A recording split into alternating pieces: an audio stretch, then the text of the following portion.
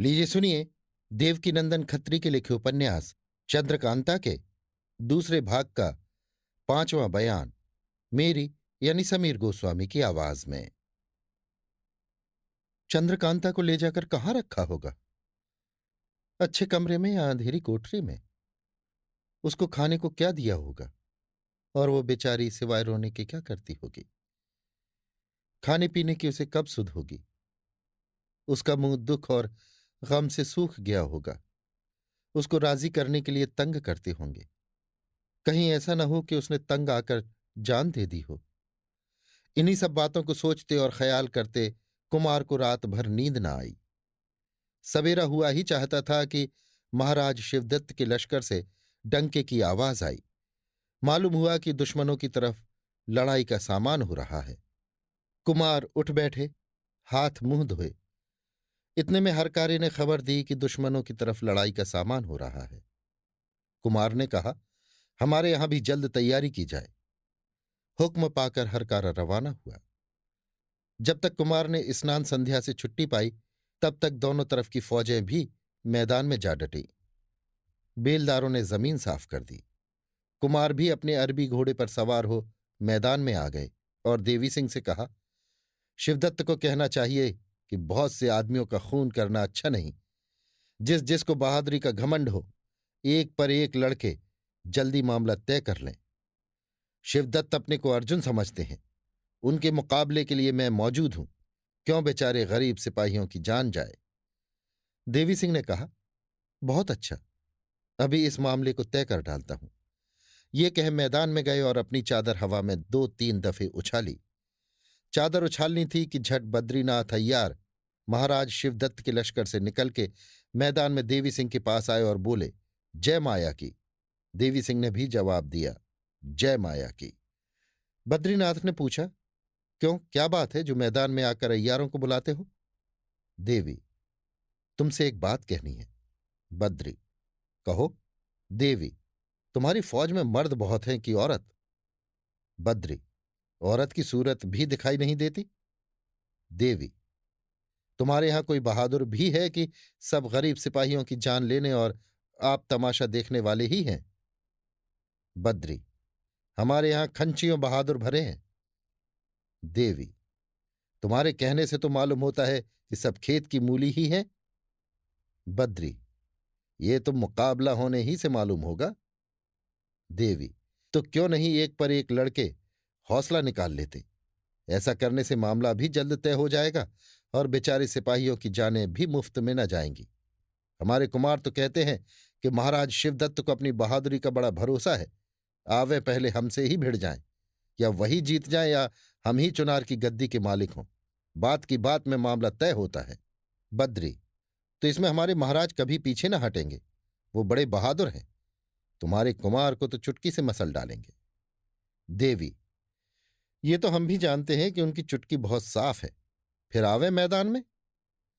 इस बातचीत के बाद बद्रीनाथ लौटकर अपनी फौज में गए और जो कुछ देवी सिंह से बातचीत हुई थी जाकर महाराज शिवदत्त से कहा।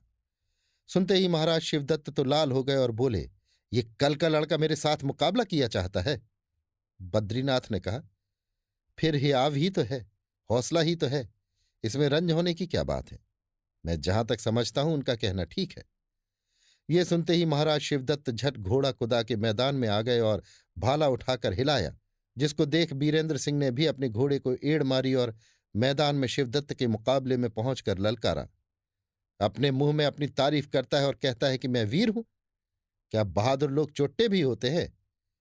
जवां मर्दी से लड़कर चंद्रकांता न ली गई। लानत है ऐसी बहादुरी पर। बीरेंद्र सिंह की बात तीर की तरह महाराज शिवदत्त के कलेजे में लगी। कुछ जवाब तो न दे सके, गुस्से में भरे हुए बड़े जोर से कुमार पर नेजा चलाया। कुमार ने अपने नेजे से ऐसा झटका दिया कि उनके हाथ से नेजा छटक कर दूर जा गिरा। ये तमाशा देख दोस्त दुश्मन दोनों तरफ से वाह वाह की आवाजें आने लगीं। शिवदत्त बहुत बिगड़ा और तलवार निकालकर कुमार पर दौड़ा। कुमार ने तलवार का जवाब तलवार से दिया। दोपहर तक दोनों में लड़ाई होती रही। बाद दोपहर कुमार की तलवार से शिवदत्त का घोड़ा जख्मी होकर गिर पड़ा, बल्कि खुद महाराज शिवदत्त को कई जगह जख्म लगे। घोड़े से कूदकर शिवदत्त ने कुमार के घोड़े को मारना चाहा, मगर मतलब समझ के कुमार भी झट घोड़े पर से कूद पड़े और आगे होकर एक कोड़ा इस जोर से शिवदत्त की कलाई पर मारा कि हाथ से तलवार छूटकर जमीन पर गिर पड़ी, जिसको दौड़ के देवी सिंह ने उठा लिया। महाराज शिवदत्त को मालूम हो गया कि कुमार हर तरह से जबरदस्त हैं। अगर थोड़ी देर और लड़ाई होगी तो हम बेशक मारे जाएंगे या पकड़े जाएंगे। ये सोचकर अपनी फौज को कुमार पर धावा करने का इशारा किया। बस एकदम से कुमार को दुश्मनों ने घेर लिया। ये देख कुमार की फौज ने भी मारना शुरू किया। फतेह सिंह सेनापति और देवी सिंह कोशिश करके कुमार के पास पहुंचे और तलवार और खंजर चलाने लगे। दोनों फौजें आपस में खूब गुथ गईं और गहरी लड़ाई होने लगी। शिवदत्त के बड़े बड़े पहलवानों ने चाहा कि इसी लड़ाई में कुमार का काम तमाम कर दे, मगर कुछ बन न पड़ा। कुमार के हाथ से बहुत दुश्मन मारे गए।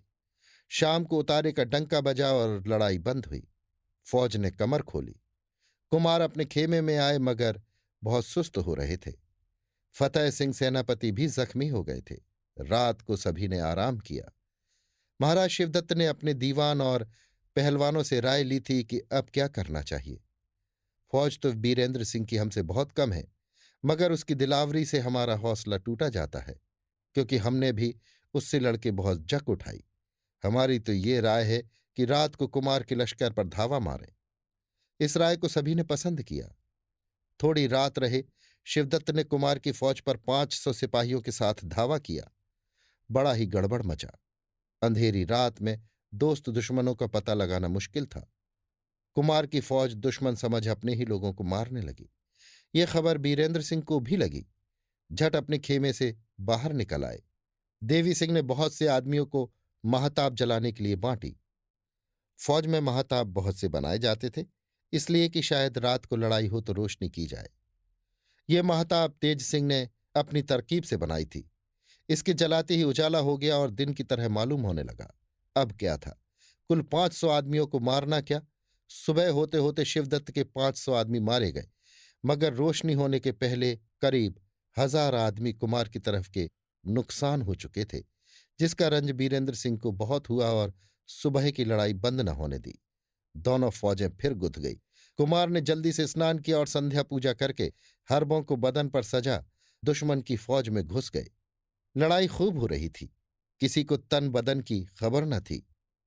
एकाएक पूरब और उत्तर के कोने से कुछ फौजी सवार तेजी से आते हुए दिखाई दिए, जिनके आगे आगे एक सवार बहुत उम्दा पोशाक पहने अरबी घोड़े पर सवार घोड़ा दौड़ाए चला आता था।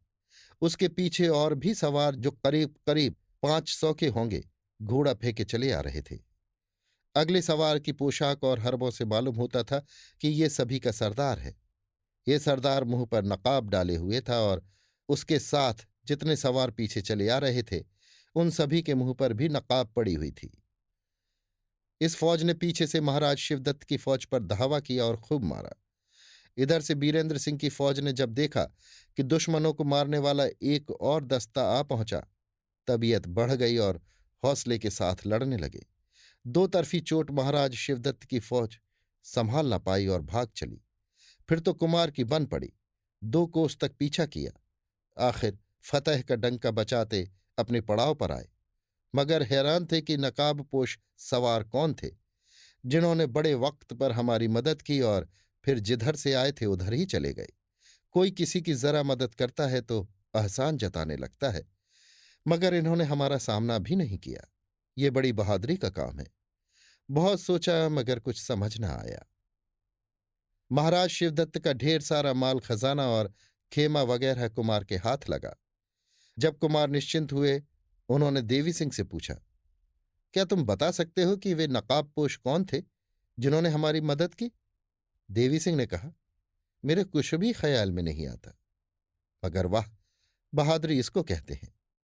इतने में एक जासूस ने आकर खबर दी कि दुश्मन के लोग थोड़ी दूर जाकर अटक गए हैं और फिर लड़ाई की तैयारी कर रहे हैं। अभी आप सुन रहे थे देवकीनंदन खत्री के लिखे उपन्यास चंद्रकांता के दूसरे भाग का 5वां बयान, मेरी यानी समीर गोस्वामी की आवाज में।